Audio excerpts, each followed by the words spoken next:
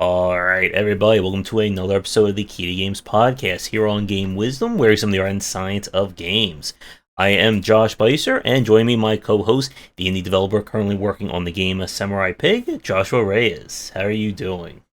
Doing okay. I am still struggling with the COVID. Eh, Right now, it's going on like 2 weeks. It's like ooh. getting better and getting worse. It's a little mysterious little one. But other than that, a lot of work. Unreal's up going to 5.1, so we're investigating some of that to see if the tech's anything worth doing for us. And just busy. And you, Josh? Busy as well. We finished the Next Fest footage last week. Now there's a DreamHack Beyond festival going DreamHack, on. yeah. I have the book still writing going on. I thought, oh, I couldn't make this like a long book, and now I'm hitting like 30,000 words. The good news is that the design stuff is done. That Yeah. is finished. So essentially, what's left is just like the historical stuff, and then I can do my ever popular reread the whole thing until I'm sick and tired of it. Yeah, that's And the then I best add like part. four more chapters just because, and then Yeah. I send it in. Yeah, but the front of it looks great already though. So now I think it's the best one so far. Yeah, the illustrator is doing a fantastic job. Who I actually have to get in touch with her regarding payment this week, because it's time to Uh, move to the next step. So nice.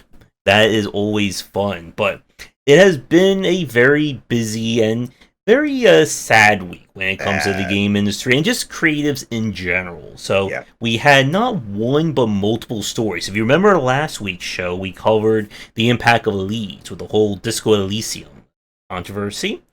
For this week, however, we've had several different stories pop up.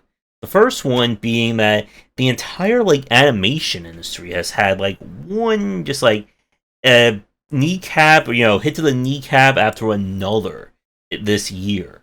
Earlier this year, HBO Max basically pulled many classic and influential series from their line. Like they just disappear. Like you can't find them anymore.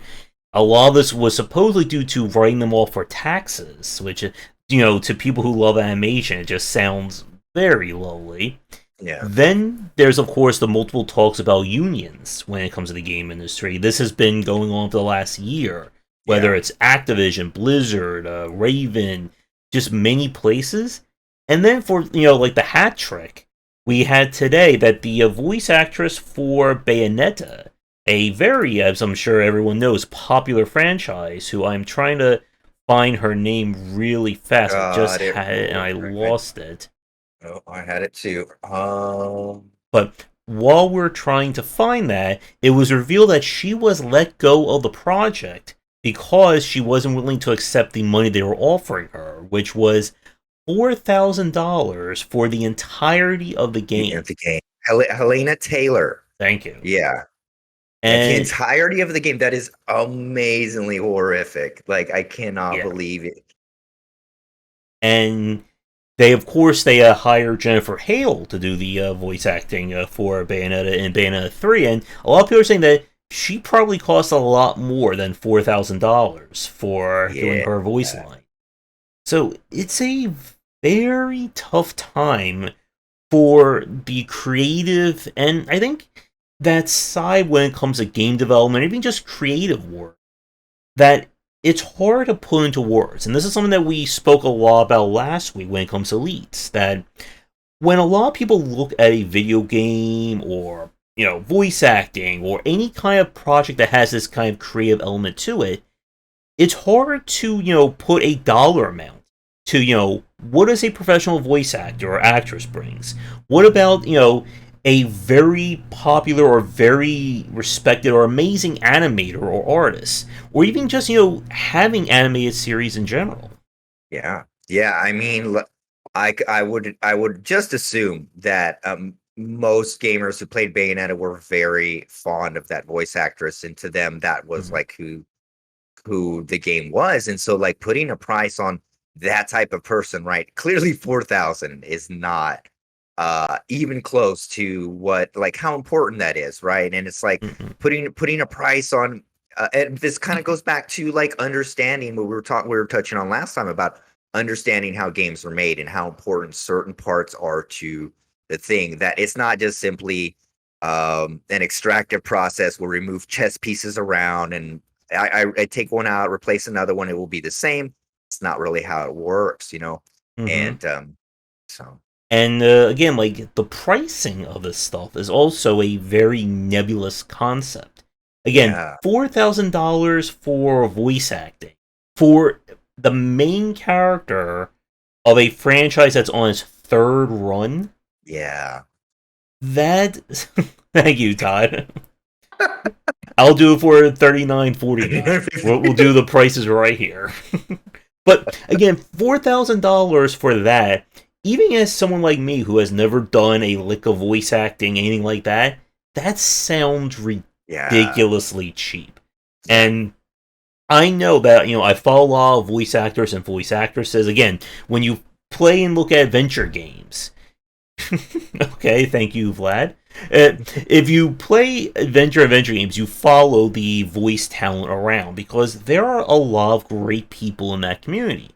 And it's also a community of people who, again, they want to bring their best to these projects. And that also means, again, not just being able to say a line angry or say a line, being with a happy voice or a high pitch voice. And it does take a lot of work, and it is a professional industry. Again, as we said last week, that there's a lot of people who I think still discount game design. They discount the Yeah. actual act of game dev. We're not talking about programming or art. We're talking about being able to understand game systems, being Yep. able to think about games from a mechanic point of view. And there are some people who are probably defending Platinum Games, saying, she didn't want $4,000, how greedy is her, and stuff like that. But again, this is the kind of stuff that it adds value. As a really good case in point, as I was just saying, that I have an illustrator who's going to be doing the work for my next book, and I'm going to pay her for it. Yep. And again, you pay someone because you value the work they put into it, and more importantly, the work they do adds more to these projects. Yeah, like you're the cover on that book, I get it's awesome. Like the of all the books you've had so far, I think that one's like the most creative or whatever. And again, that requires a very talented person, and they should be they should receive, compensation such. Like Bayonetta, like the franchise so far made like 450 million. That's like not even including merchandise. And they're like, "Hey, here's 4,000 for the main character voice acting." Doesn't jive at all. At No. all. And I'm fairly sure that some of the voice actors and voice actors who do like adventure games, like indie adventure games, have probably gotten paid more than that, or Mhm. at least given a lot more say and control over that project. And I think maybe around like Uncharted and stuff like that. I think remember that we were having voice actors that wanted to start like a voice acting guild because of that. I think there was even like blowback from like the gamers, like, "Oh wow, you Yeah. need you need your union for voice actors," and it's like it's because of things like this, right? Like Yep. clearly the system right now it's not set up to like protect creative workers. It's used to like it's predatory, it's exploitive system, and it only rewards a few, right? So like Mm-hmm. a collaborative like protection, worker protection is it's not working as it is now, and it's only getting worse. And we've talked about this before. When you can feel like the soullessness in certain games, that's a part of it. If all of your workers are feeling exploited and not like compensated properly, their work isn't going to feel, it won't have that je ne sais quoi, or it won't have that with it, right? Yep. um and so, but if you have happy workers that are well compensated, and like the voice actress was like, yeah, I got paid what I want, she'd probably do the best, even a better thing. So like it's like instead of exploiting the workers, compensate them, so and then we will get even better work and better art, because this is an art multidisciplinary type of work. And so all kind of different things are required, and everyone should be compensated. So, right. Yep. Not seen as a way to cut costs, or not seen as a way to make profit, right? You Mm-hmm. can, so Yeah, and I think this goes again back to what we were saying a few minutes ago about, or last week, about the impact of the creative side, the leadership, the people who are beyond just, you know, like treating them more than just like the individual sum of their parts. Yeah. That there is a lot that goes into these kinds of projects. And one of the things the game industry is infamously known for is very high turnover and churn when it comes Yes. to people. Yes. When you work, Yeah. if you're being forced to work 60 hours a week for 3 years to get a project done, the game wins, game of the year, and you get maybe a $5,000 bonus for, nearly killing yourself. Do you really want to do that again? Yeah. Yeah. And like, I mean, like the churn rate and like it's literally a meme, right? Like you say, Mm-hmm. oh, okay, I finally made it in AAA because I got laid off. You know what I mean? Like that Mm-hmm. is a rite of passage, getting laid off or doing so much crunch, and none of that should be a thing. Like this work, this form of work, and it's art, and it's also like one of the biggest industries, right? That we have. Mm-hmm. It's like it's almost dwarfing the movies. Or I don't know, dwarfing, but it's a little bit over them. Like it's just such a giant market that, and we have such a passionate like fan like group like that play these games and love these games. Remember like the stock market thing that happened just a little bit back ago? That's a lot of power that gamers have, right? And so I think that if they stood behind the developers and understood more about how the process works, that we could probably get to a better working environment for the devs and for voice actresses and sound designers, just everybody involved, if we would follow something like that to help protect the workers. Because Mm-hmm. again, like it's just every creative endeavor is getting hit from, animation studios to, the video game studios, you name it, everyone's kind of getting hit in this way just for the sake of profit. Mm-hmm. Yep. And as you just said, like, if people were to know or get educated more on this topic, we would see that greater push. And there's that common trend we see whenever, like, one segment wants to get more. That a lot of people will argue, well, why do the voice actors deserve it when, the game designers need it? Why do the Right. game designers need it when the marketing people or the artists need it? And why do the artists need it, the sound designers? But again, it's really about, what was that expression about a rising hand, or something about like one rising affects everything, All boats sink ships, rising boats. something along those lines, where it's really about getting fair protection Yeah. and earnings for everyone. Hmm. Yeah, definitely. And again, this is a type of work that can be, because it's like one of those passion works, right? So it's really easy to exploit the workers in a way. It's like they will love to like crunch and get it done perfectly because it's, everybody's working in it and they want the best product they can get out. And sometimes people will kill themselves over it, but it's not necessary because no one's going to die if the game doesn't come out. We're not saving lives here. Mm-hmm. It's merely a form of entertainment, right? And we should treat it as such, and working conditions should be as such for them. I mean, again, like you stated, like if you crunch for 3 years, I get the game of the year and I get like a $4,000 bonus. Am I going to want to do it for the second one?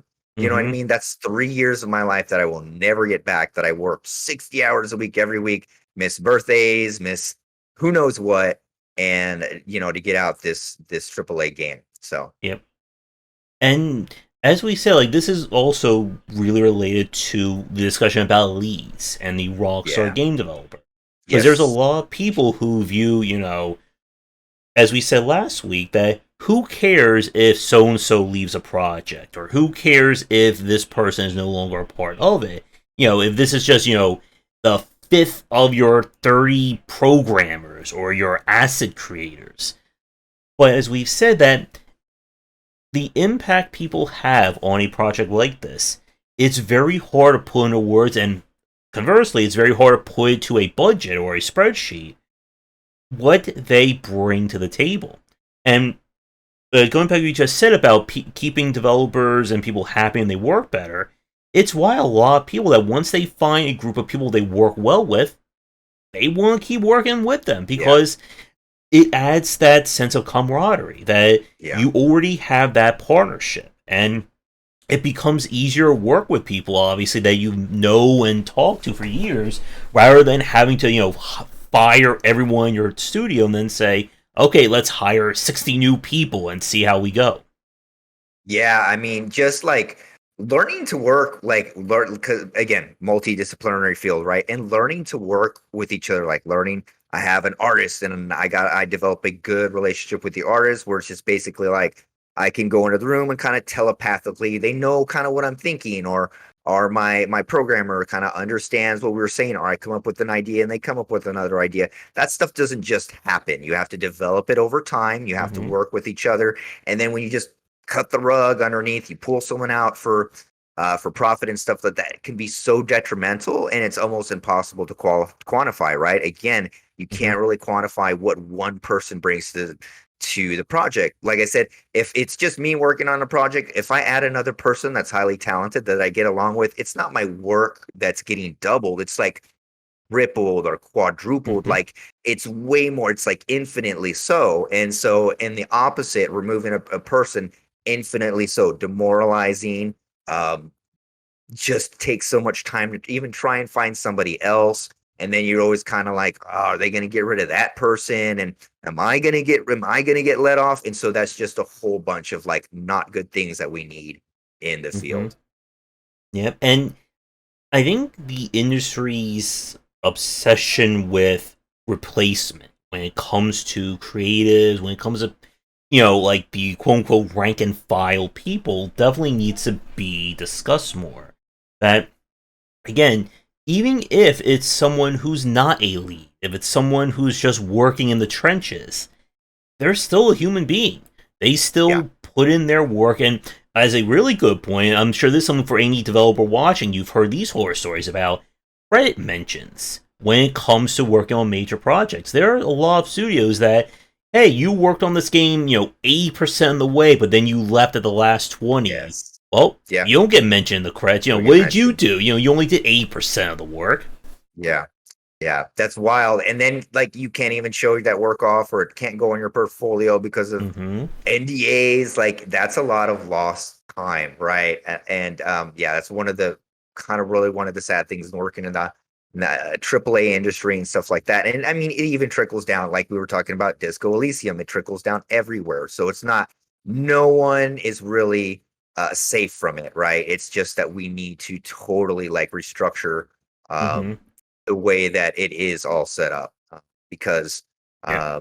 yeah, it is a business, and yeah, it is that, but you can have a business that's run with humans in mind because it's driven by human creatives. And so that needs to be like the one of the main focal points, so Mm-hmm. And I think as another point that we discussed last week that also rings true here is the level of transparency when it comes to game projects these days. yeah, That, yeah, again, 30 years ago, even more than that, it was hard to know who worked on a project. We didn't, like, outside of, like, the mega examples, Sid Meier, Hideo Kojima, Shigeru Miyamoto, you wouldn't really hear more or hear anything about other people or other names. For a long time, like keeping with the voice acting line, that voice acting was considered, like the lesser work, the pauper work. yeah, You're a voice actor, who the hell cares about that? And there have been stories of major names who went under like pseudonyms or fake names because they didn't want their name to be attached to a video game or an animated series. yeah. Now we, yep. Yeah, it was like if you ended up on a morning cartoon show voice acting, you're like, oh, your career was over, and like, what are you know what I mean? I guess that Mm-hmm. actor's gone, washed up. But now there's definitely, now as the tides have changed, it's like our Mm-hmm. turn. Now we respect it, and it's like totally respect. Voice actors are like you can see compilations of like all the Overwatch voice actors just doing things and gets millions of views. People love them now. And Mm-hmm. so again, these are human beings that we need to help keep in the industry and protect, because it's such an amazing art form that we Mm-hmm. all love. So And it's also again something that you really can see that difference between a professional voice actor and actress and someone who just has a voice. As I'm sure you saw Super Mario movie trailer, and you heard Chris Pratt's amazing Italian accent and I actually didn't Mario. watch it yet. I actually didn't watch it. I've been putting it off. That may make you feel sicker. That could be why. Yeah, probably. I'll wait till I get well. And Get then it will over make you COVID. sick again. Hey, Rats, how you doing? It, Uh, and again, it's that issue of some people will just say, who cares about voice acting? Just put, just give a celebrity a blank check, let them come in for an hour, and that's done. And then you have like professional talent, like the voice actress of Bayonetta, Charles Martinet, the voice of Mario, Nolan North, Tower Strong. We can just start listing big names in animation and video games. And again, they add to these projects. I would say if we really want to talk about kind of like that changing trend, like we can look at stuff again like Uncharted. We even talk about stuff like what NetherRealm did with the MK games, like starting with Mortal Kombat 9 and so on. That they really put a lot into getting quality voice talent and voice actors and voice actresses to these games. And I think again, like always goes back to that one thing. What value do they add? We can sit here and say that good voice talent's important, good game designers are important, but the problem, and this is what makes it such a hard thing, is that how do you equate that to dollars? Can you yeah. equate that to dollars? And I think the answer is no in some of these cases. Yeah, sadly, unless like there's a standardized, but even then, like you can't really, because every game is so different, right? Mm-hmm. And so, yeah, it's hard to really quantify what it would be, but there would have to be some type of standardization. And I think that's why like unionization and some type of standardization is definitely needed. I know the voice actors have been for a long time trying to get unionized. Mm-hmm. And then, I mean, I just think that it's really important for the game industry as a whole to do it. And I mean, it doesn't take much. It's just that a corporation is way more powerful if the people don't stand up and Mm-hmm. stand together and say like, "Hey, we're making the game. This is like we made it." So having it, I don't know, but we unionization is definitely one of the keys that we need to be leaning toward because clearly what it is, the way it is now is not working. And I know, and I think we can all sense that it's getting worse. So you can Mm-hmm. continually watch the news, new firings, new layoffs, while that company just made like record profits, right? But somehow they fired the leads of the game or some very important person once the game was done or whatever. And none of that is that is, I mean, just pure immoral, right? Mm-hmm. So if the current state is not working and we things need to be changed for that in that regard for sure. Mm-hmm. And with the whole like just scuttling of so much animation, like it really Wild. feels like both video games and animation are having that same issue of the artistic merit of them. I mean, again, like if you look at shows, some of the shows that were pulled, stuff like Infinity Train, Adventure Time, I think Steven Wow. Universe is gone. Like What? these are shows that when they were released and at their peak were celebrated. Like they were considered like the new renaissance for Mhm. animation, and especially for representation in animation. Yeah, And for definitely. them to just be thrown in the gutter like this, it really does highlight that issue of how we treat projects and this kind of stuff. Because again, we've said this many times: video games are art. Whether even if it is something as weird or wacky like a Katamari Damacy or bloody and gory like Mortal Kombat, or something emotional like Grease, or pick any adventure game or Gone Home. And I think as a whole, these industries really need to step up and put their foot down and say, this stuff matters. It deserves to exist. Yeah, and like I said, it's an extreme. I remember when we were having like Roger Ebert was like, I don't believe video games are art. We were having this discussion. We're so way past that. Hmm. Like video games, everybody completely 100% respects them, loves video games, and they're respected as a form of art and magic, right? It's like um again, I people's lack of transparency and people's understanding of how they're made still needs a lot of work, and I think that's one of the things that we can try and do. But yeah, definitely is understanding the process so that way maybe we can break it down easier for protections for everybody, because like how do you decide what one person's contribution is worth, and maybe instead of trying to decide that, it's just simply protect all workers so that something doesn't happen like that. Hmm.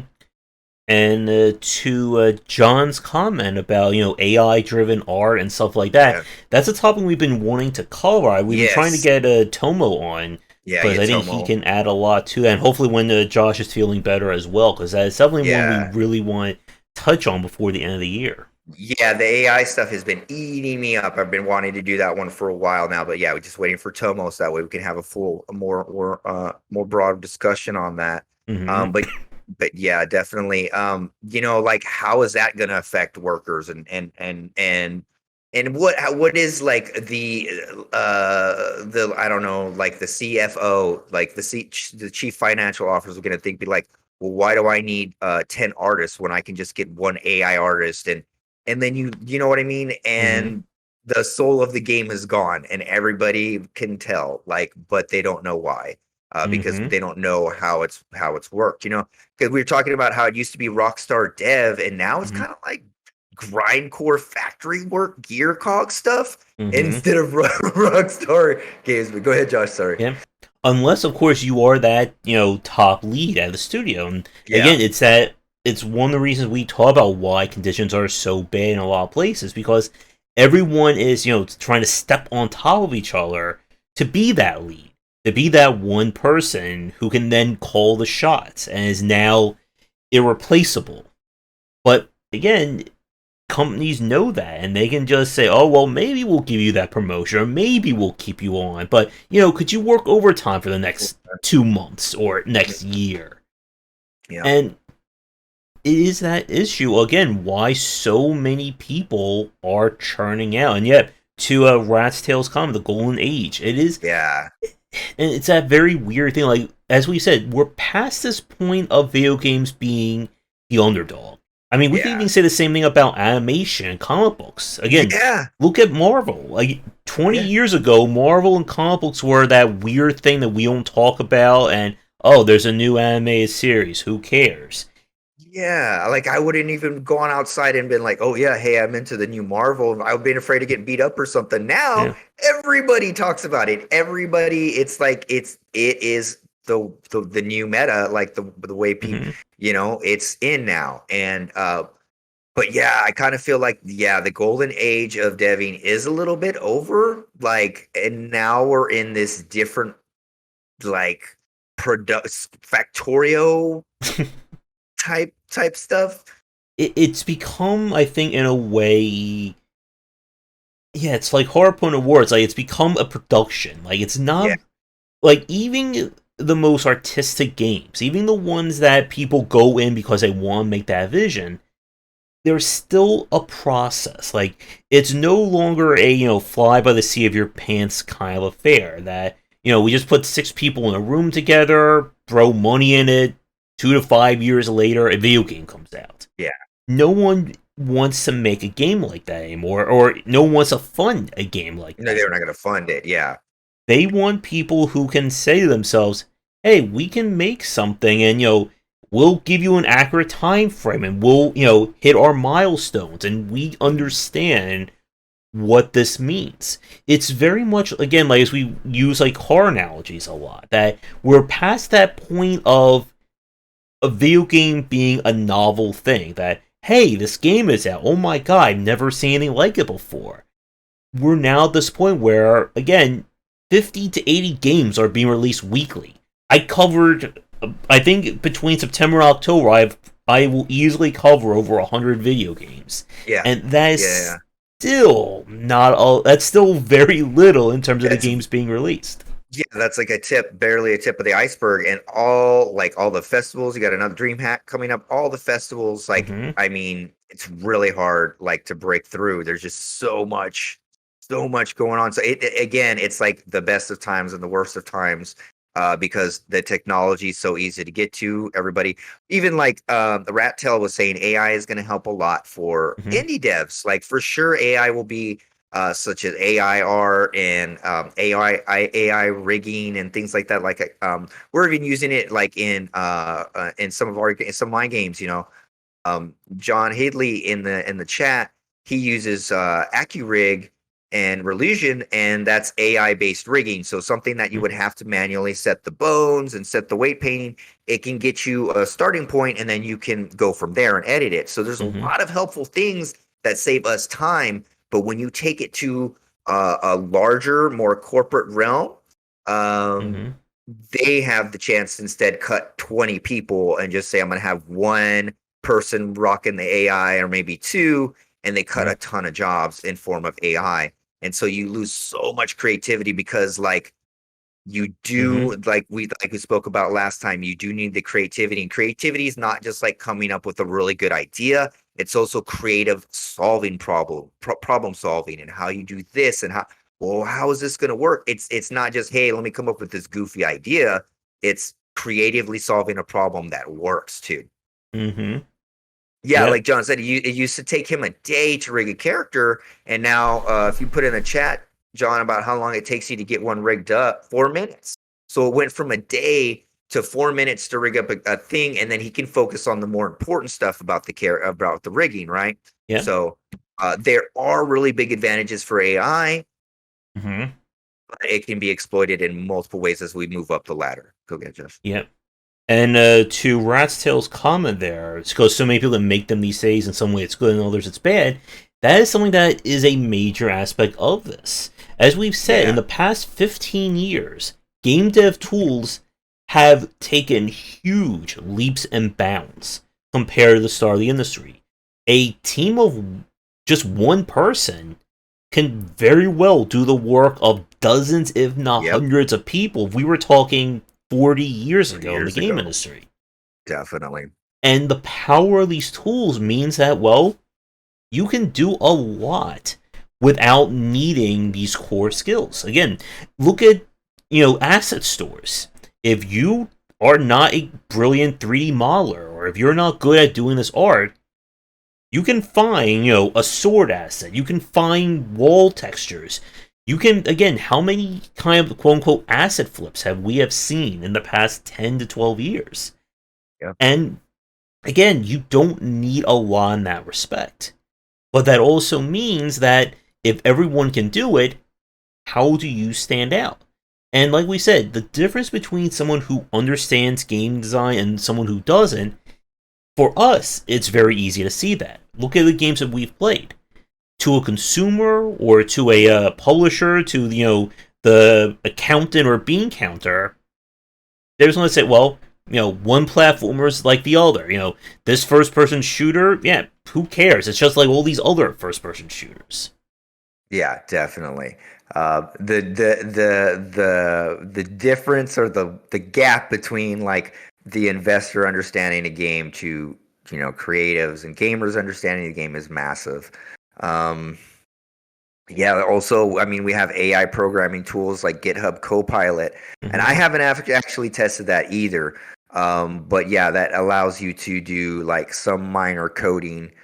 Um, yeah, Yep. no, and also other like rat tails. It doesn't take much to make an FPS, but to make a real creative one, it takes a lot of work, right? I mean, Mario, a platformer, it's very easy, but going mm, from 2D platforming to Super Mario World is a very different story. And again, it's why exactly. a lot of people really underestimate what makes a game. And again, like we've said, there is a very big difference between no video game, having a video game, having a bad video game, having an amazing video game. Yes.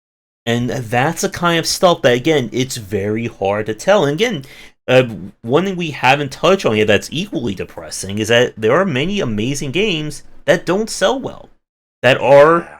sadly, they may be critically well received, but they become commercial flops. And then people will look at these studios and go, oh, well, they are just horrible designers, or, this game was bad, and that's why it didn't do well. Well, maybe it didn't do well because there was no marketing done. Maybe it didn't do well because the game was released literally the week before the Steam holiday sales or Right. during the Steam holiday sales. It was completely buried. Right. Yeah. Just some other game came out, just ate up all the oxygen in the room, and they had no chance. And it Mm-hmm. happens all the time. Yeah. And it's just like, and like we've said, you have to have everything on point. Good game, good Mm-hmm. marketing, good community. What else, Josh? Uh, Trailer, Trailer, store page, you have to have social page. media presence. You have to do so much. And even if you do everything right, you can still fail. Still fell. It still fell. And And hey, what's up, Vincent. Vince? Yep, and as at least one bit of a positive news, that game that I was talking about a while ago, Space for the Unbound, that had a very horrible issue with their publisher not giving them the money or for a grant for their work. That has fortunately been resolved. They're getting a new publisher, and the game is back on track. But again, the only reason that blew up was because of social media Media. presence. Mhm. And it's one of the reasons why we say that for a lot of indie developers, it is a band of brothers and sisters. That Yes. if, someone gets something bad happens to them or a publisher tries to cheat them, 15 years ago, there's no way to get that out. Like, Yeah. you can talk to your friends and the friend may say something, that's it. Today, you can post that on Twitter. You can make a YouTube video and this kind of stuff gets out. And I think some people don't like that. Again, the whole quote unquote cancel culture thing that's going on. But on the other hand, this is how people cover each other. This is how they help each other. And again, as we've said, public backlash is a very powerful force. And it's the one thing that marketers and companies and spreadsheet people, that's the kind of stuff that they are well aware of. Like when they see trending 10,000 responses about why you did something bad, and now everyone's like, what the hell is wrong with you? I'm not going to buy your game anymore. That stuff makes them, take notice. As one quick example, the whole Star Wars Battlefront 2 thing. That I'm Mhm. sure Disney didn't really care about all that stuff until they saw feeds and feeds and feeds of people saying, I will never spend any money in this game because of these loot boxes. Yeah, yeah, and definitely. I mean, that's again, like just to touch back on the amount of power that gamers have. Mm-hmm. So what I would like to say is to gamers to be aware of the human conditions and the working conditions, and Mm-hmm. like we said, these stories are coming out. So to be able to band together and stand up and speak out publicly about this, I think is one of the biggest. Like, if there's some group that I can trust in to help make a change, would be gamers, just because, like, what happened with that stock market, never imagined something like that would happen. But all of them banding together to do something, that's a lot of power. And so doing that again, if gamers could do that again in for something that they love, right? No one wants to have like a bad game come out because they lost funding or they fired people or this and that, and they don't quite understand. But if we understood what was going on and we all stood together to protect the devs, we would all be in a better place with better games, more creative games, just better all around. Everyone would be better if we did that. Mm-hmm. Yep, and to Rat's comment, again, that feedback is very crucial when it comes to these games. And being able to parse through that has been several topics that we have discussed Oh yeah, many Danny. Yeah, times. But yeah. again, if people say that they're never going to buy your game, or if word gets out that you did something very underhanded or illegal like that, People tend to remember. Again, as the famous saying goes, the internet never Never forgets. forgets. Never forgets. Anything that is out there or said, it will be there forever. And someone's gonna screenshot it. Someone's gonna do a YouTube video about it. Nothing gets forgotten on the internet. Yeah, Um, I am sure as we are recording this, it's about like 6:30 ish ET on Saturday. I am very sure that by Monday there will be at least several dozen videos about the Bayonetta. That yes. the usual suspects are making videos and trying to get them uploaded as we speak.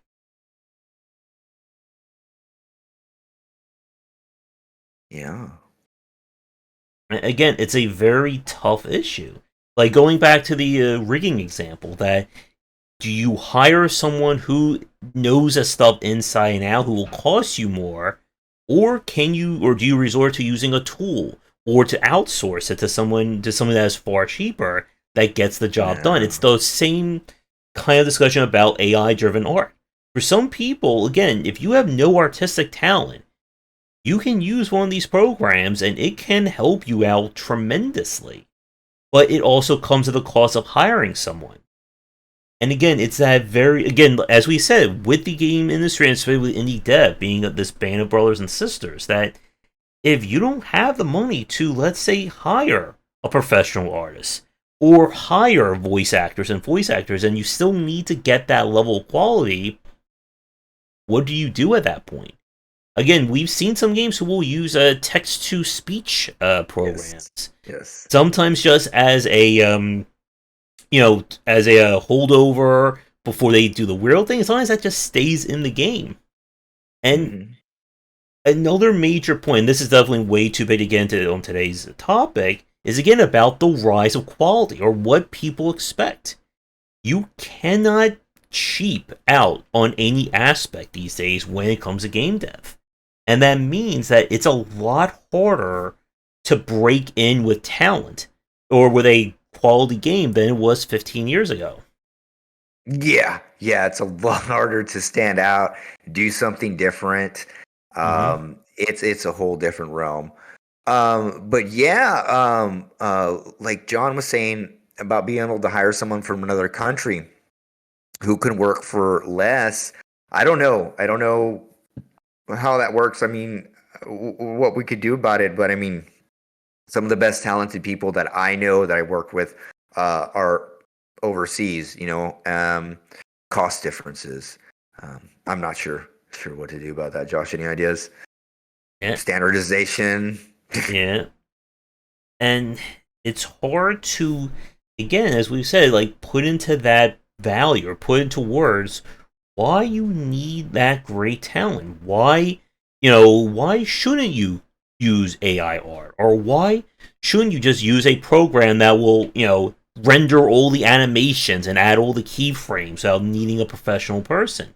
And I think this is again gets back to that issue when it comes to video games, that it is a multi-talented platform or multi-talented product, that it takes a lot. And is someone who, for instance, as we talk about here, that I don't really listen too much to stories and voice acting in a lot of the games I play. I care about the mechanics. So to someone like me, your game could feature all text. You wouldn't even need voice actors. You could just have like the Sims, and that kind of noise. Yeah. And I don't care about that. But conversely, there could be someone who really does care about that story, who wants to see that quality. They could care less if the jumping feels good, or if, the first person shoot the shotgun doesn't sound meaty. They're there for the story.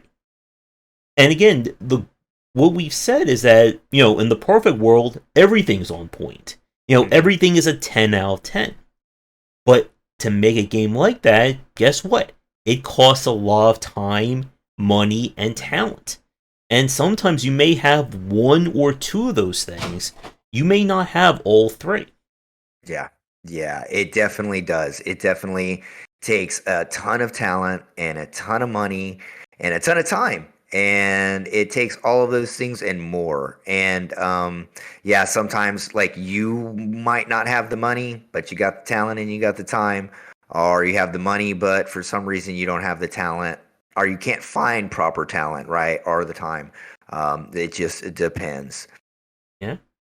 And like we said, that people from the consumer side, they want quality these days. They don't want to spend 99 cents on a No, buggy, broken game. no. I mean, if you even look at something like Vampire Survivors that was released at $3, it was still like a quality Very experience. solid, very very solid. Yeah, really solid. And I mean, and I think even the day, like I think it's, but the days of like a bad meme game that people will play it because Hmm. that's gone. No one, we've played enough bad games, so it's not funny to play a bad game anymore. Like, be like, oh, look how old and funny this game is, so bad.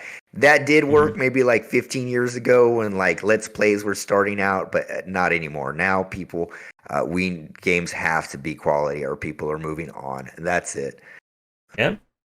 And like we said, people don't have time anymore Yeah, it's no to time. The find the the reason to Earth is play. spinning faster now. If you haven't heard, the Earth is spinning even faster. So Oh, time's, jeez. so yeah, so it's speeding up. So our time is even more limited. So yeah, Mhm. people just don't have time to hang out on a bad, poor quality game at all. Yes. Yeah, and again, people are really like, as we've seen with the whole push to live service, that there is that push to get as many dollars and cents out of a product as you can. But what makes these games worth playing? Overwatch 2 right now is, getting so much negative press and feedback. And I think we all remember like 3, 4 years ago, like, or even older than when the game first came out, people were like, oh my god, this is, Blizzard's next best game and it's fantastic. And Blizzard is again another studio that is being caught at like, or is in the bullseye when it comes to unions and, very shady practices. There is another big reveal this week about another sexual harassment case from Blizzard. So I mean, Yeah. it is a very weird time. Like, imagine like saying this stuff. Like, we went back in time like 30 years ago, or even 20 years ago, to like all the Blizzard fans saying, in 20 years from now, it's not going to be as great to be called a Blizzard fan. Yeah, you're not.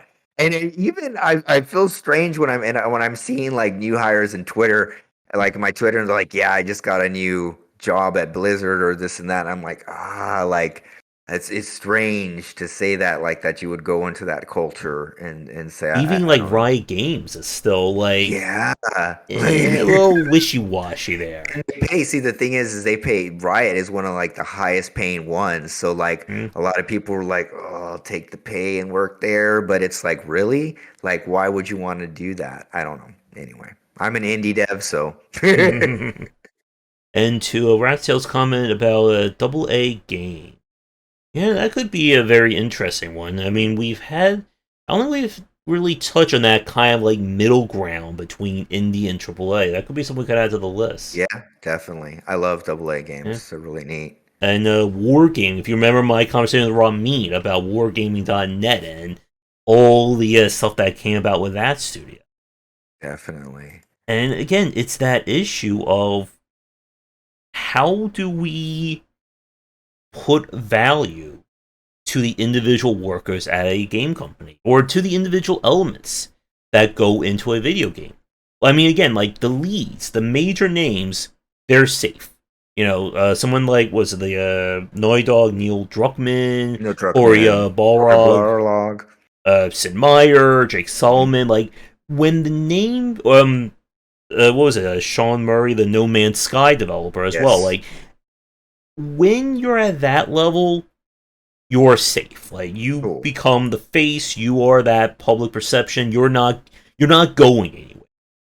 But what about, sound designer number 3, rendering artist 7, and one thing we didn't touch on again, QA. QA. How QA. It's on the long? thumbnail. Yeah. How long has QA been considered the joke job, Joke job. the bottom of the barrel? It is the place where, again, like voice acting for a time, it was, the place you go when you give up, or, Yeah. that there's no room and who cares. Yeah. As I'm sure every developer watching this right now would probably attest, QA is very important when it comes to your Very, game. very, very, very important. Like, yeah, and they're getting paid, like some of them are getting paid horrible hours, getting paid like minimum wage, like I mean, McDonald's workers getting paid more than them, and it's and then that is like one of the most important things, like for your game, is QA. And for them to be treated so badly is wild. And it's just like, yeah, well, it's how you get into. I mean, it was considered one of the ways to get into the game industry if you Mm-hmm. didn't have any experience. So I guess that's why. But every part of it is important. Every part. Yeah, it was, and I think it's still considered by a lot of people Yeah. as, the stepping stone Stepping job. Like, stone. Yeah. you're still in QA. What the hell is wrong with you? Who cares about that? A lot of people will say, QA is just, you just sit around and play video games all day. It's why in my one of my library talks, I had that famous commercial. The people sitting there going, you gotta tighten the graphics on level 3 from like the '90s. That old commercial. This is what we do. We play, we just sit here and play video games all day, and this is how game design works. Right. And right now, every developer is just like crying inside as I'm saying this. I own QA. I don't get paid. Ratstell's the lowest paid QA. You should unionize yourself there. Unionize yourself. But I think we are about 50 minutes in. This is one of those topics that we were kind of like, it's very specific. So I think we can probably Yeah. wrap things up in the next few minutes. So I guess my final point then for this, yeah, is that as a whole, the game industry needs to do a better job of boosting and showing the impact of creatives. Not just, not just the people in the art side or voice acting, but game design, understanding systems. It's again one of the things I talk about in my presentation about the growing understanding of game design as its own practice. That, yes, as we said before, that people view hard skills, programming and art, as kind of these major jobs. So is understanding design. That it is a very much that cornerstone of game development. And if we extrapolate that out further, hiring someone who brings a lot in terms of whether it's their own technical skills at art, programming, whatever, or, as a voice actor, as someone who does trailers or marketing or QA, this is the kind of stuff that adds to these projects. And as we've said many times over, a lot of people, both in and out of the game industry, don't understand the amount of work that goes into these successes.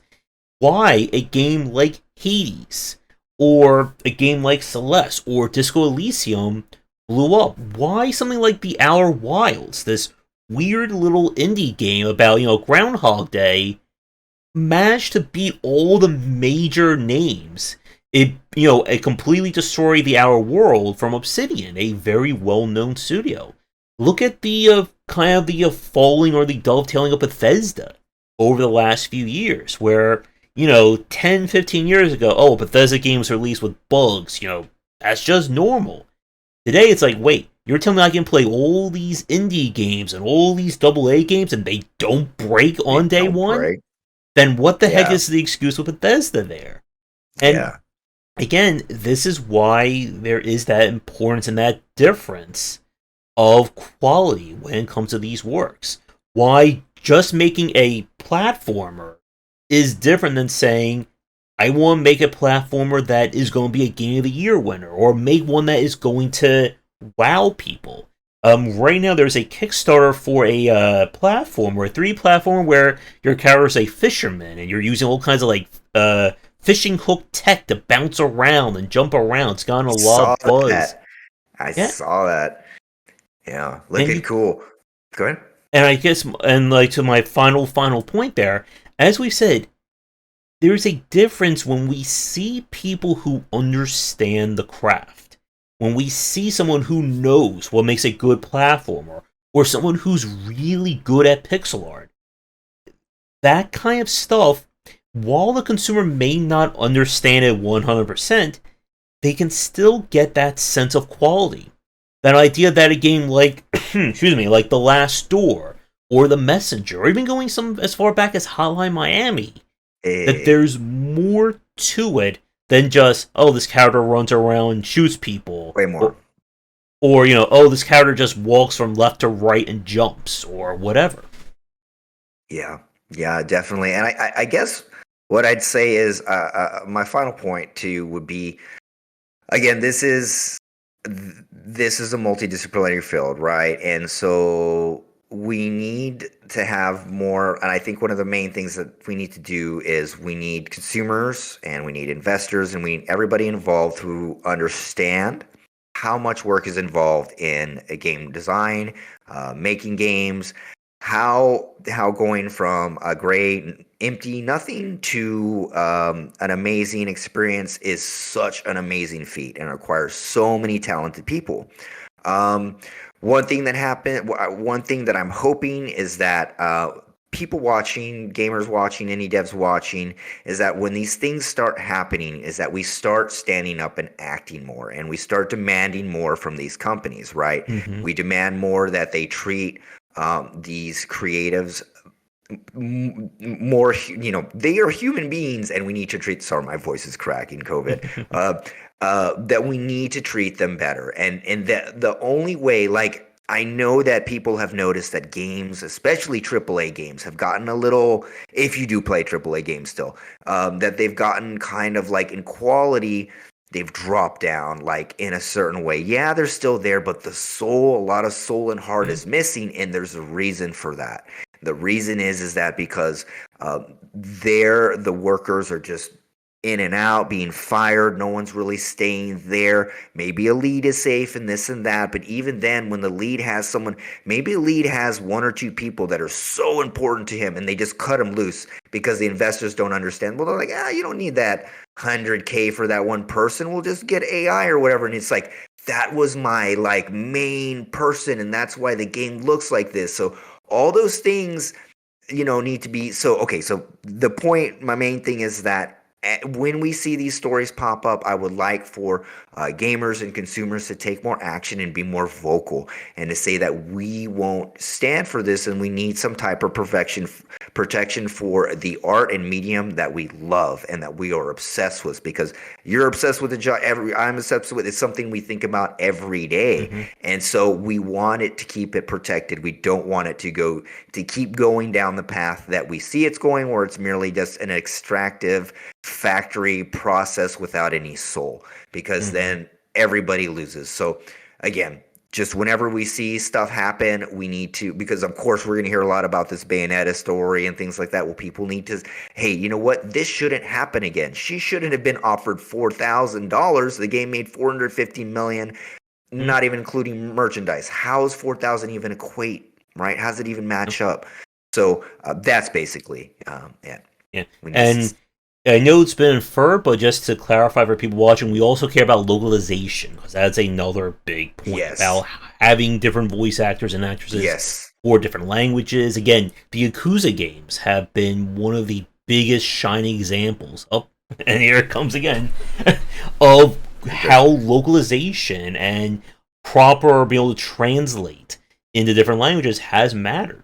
And there's definitely a whole nother topic about how much I think the Japanese game industry has really changed over the past 10 years Yeah, with for this real. big approach, not just to the games released on console, but the games released on PC.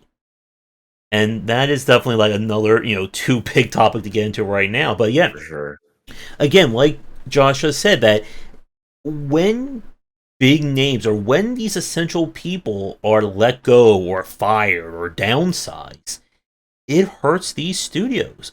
And I think as another, this could very well be its own topic as well, that we've seen this kind of downfall in the past 10 years of a lot of major names when it comes to the game industry. Look at studios like BioWare. Again, imagine telling a BioWare fan 15 years ago that the studio would put out one of the worst games of the decade with Anthem. Look at Right. Maxis. Again, a lot of people, I think, really downplay the impact The Sims and SimCity had when it came to casual and more, less violent games. That studio is nowhere. I don't like. I know they're still making The Sims. I don't know if it's still Maxis or if it's I don't like think so. I think it's like a EA. yeah, I think it's like a total shell of itself. I think last time I was reading about there's so many gutted important people that are Mhm, no longer there. So it's just no long, like the talent again, like the camaraderie and the talent that you build mhm. from working together, you can't just like get it back or get it. Like sometimes you only make certain connections with the person and that's it, you know. Yeah, you can't just copy paste one team over here to another studio and say, "Oh, just make the same game." And I'm still annoyed at Ubisoft for kind of removing Blue Byte. They changed Blue Byte's name to I think it's like Ubisoft something. Yeah, Because again, like it's this kind of personality and it's this kind of impact that really builds these franchises. And like we said, the kind of factory assembly line attitude, it doesn't work with game design. People have, studios like EA and Activision have been forcing this for the past 30 or so yeah, years with Madden and Call of Duty, but it doesn't work when it comes to making a quality product. And again, sometimes a great game is just one game. It doesn't need a 8-game franchise and multiplayer and loot boxes and all that. And studios need more protection. They need more say over what the kind of work they're making. exactly, exactly. This is not. It's art, man. It's Hmm. art, like period, and it's meant to be enjoyed, and it's meant to be. It's just art, and so that is like the exact opposite of factory creation. Like okay, cog A, cog B, you render farm cog that you're not going to get a good quality. You're not going to get a soulful product out of that. So And I yes, guess as like a one super final point, I just want to say quickly again about the transparency that's going on. I think a lot of consumers are getting behind creatives at that level. Where if we were one of the big things about any industry, like especially film and TV, is that if you say something bad about someone, or if you rock the boat, you are blacklisted. I think with the rise of social media and with more word getting out there, that is not really, I think, as strong of a threat as it was 30, 40 years yeah, ago. definitely. With the voice actress for Bayonetta. Again, this was like 40 years ago, and Helena, I hope I didn't butcher that too badly, if she would have spoke out or she would have complained, probably like a huge list would go up saying, do not hire her anymore, she's a troublemaker and all that. Today, with public perception and social media, if you try and do that, your company instead becomes blacklisted. And you're now going to be on the defensive about how do you respond when people find out that you've been, cheating your employees. And the sad part about this, and I think this is something that we've seen a lot, is that when one of these companies get called out for one incident of bad behavior, there's probably a few dozen examples that we've never heard about. Yeah, that we don't even know what's going on, and we won't hear about it maybe for years. Definitely, yeah, Mhm. it's endemic everywhere in Yep. the industry. So big changes need to happen um, for it to continue in a good direction. I mean, Yep. otherwise we're gonna have a bunch of like we're really gonna have. I mean, we're gonna look to indie, but eventually they're gonna be coming to in. They're coming for indie. Like they're coming for it to capitalize it, and they're trying to make like a fake indie. You know what I mean? I think people have Mhm. noticed like kind of fake. Like, how is that indie? Well, you know, Wait, you're telling me an indie studio can't make a No Man's Sky in right? 6 months, or I'm sure all the developers watching this, I'm sure all you guys could make World of Warcraft in like 2 weeks.